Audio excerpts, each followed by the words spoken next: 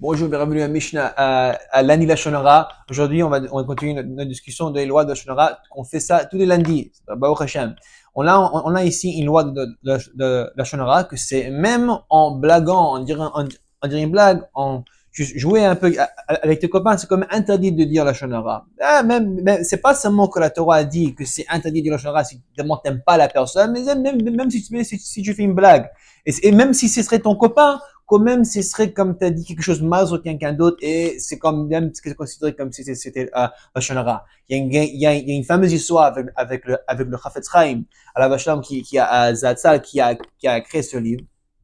Que on sait qu'à Purim on aime bien faire les blagues et bien souvent dans les yeshivas ils font souvent des la théâtre sur quelque chose qui se passe et il y avait et ils ont fait une sorte de play avec une soirée qui se passait dans les yeshivas pendant l'année et mais on sait tout le monde c'est pour blaguer et le Chafetz Chaim il dit non même en Purim il faut que même on soit très strict à ne pas dire la Lashon Hara, même si c'est pour une blague et tout le monde sait que c'est une blague, quand même, c'est considéré comme si c'était la Lashon Hara.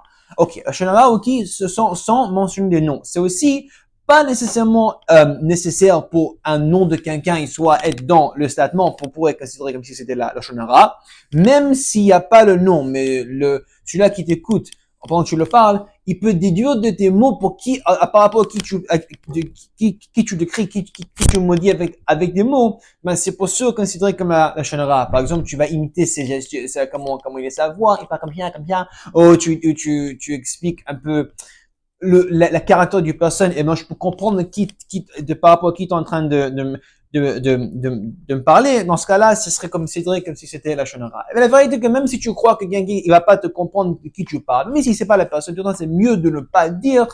Et parce qu'on sait jamais qui connaît qui. Le monde il est très petit et tout le temps un truc et un savant il peut te revenir à toi-même. Ok.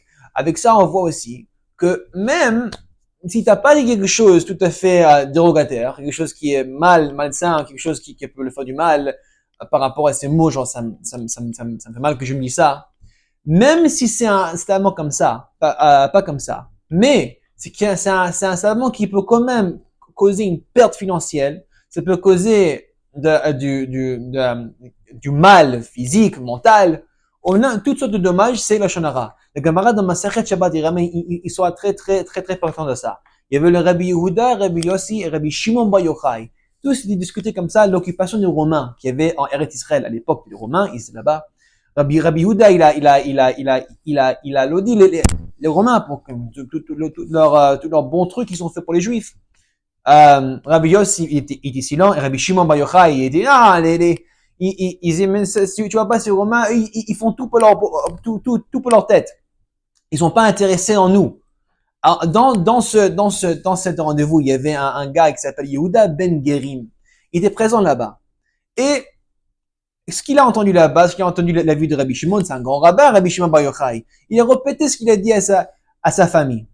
Et vu que sa famille l'a dit, en fait, eux, ils ont parlé à leurs copains, à leurs copains, et parce que il a commencé à parler, et il n'est pas discret avec ce qu'il partage. À un moment donné, les Romains, ils ont découvert qu'est-ce que Rabbi Shimon Bar Yochai, il a dit sur eux. Et ensuite, il a dit que Rabbi Shimon Bar Yochai, toi, t'es coupable ou mort. Et c'est pour ça, Rabbi Shimon, il fallait qu'il se force pour aller dans une cave pendant 10 ans. Et comme ça, on dit ça. C'est pour ça, on fait l'Akba à chaque année soit on dit c'est l'année où il est mort, c'est ça, Ascara, soit on dit que cette année, c'est la journée où il s'est fait sortir de la grotte. Alors même si il était pas fait gaffe de dire que c'était un secret, quand même il a dû pas partager sa information. Ok, on va réagir avec ça aujourd'hui.